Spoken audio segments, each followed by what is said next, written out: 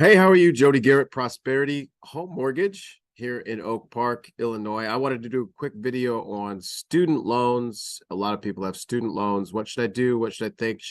Is it in the way of me buying a property?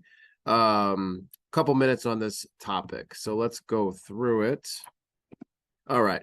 First of all, if it's deferred, do you still have to count a payment? Does it still count against me? Does it still count? The answer is yes. You still got to count a student loan if it's deferred.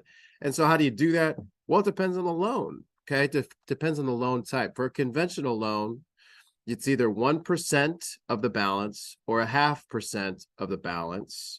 So, for example, if you've got a, $10,000 loan, that's the balance, and you have to create a payment. So what we would have to do is take 1% of that, which is $100, and add it on to your application. Doesn't mean you have to pay it. It just means that has to be the placeholder, and it creates a sort of a ghost liability that has to be counted in the math of your debt to your income, your debt to income ratio.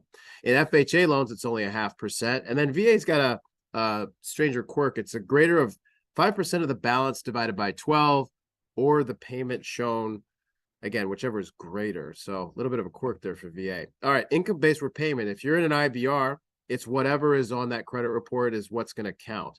The key is if it's going to go up, then if by the time your loan closes, it doesn't go up, then you're good. If it does go up afterwards, then that's what's going to be used. So that's your IBR update. If it's in forbearance, do you still have to count it?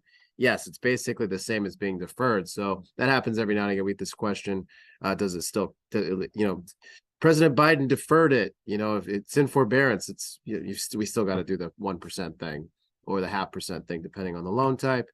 And then what's the best thing to do? Conservatively, just calculate out what's 1% of the total. Check the payment if it's made, and then start paying if it's lower than 1%. So check the payment if paid, and then start if it's lower than 1%. Let me give you an example.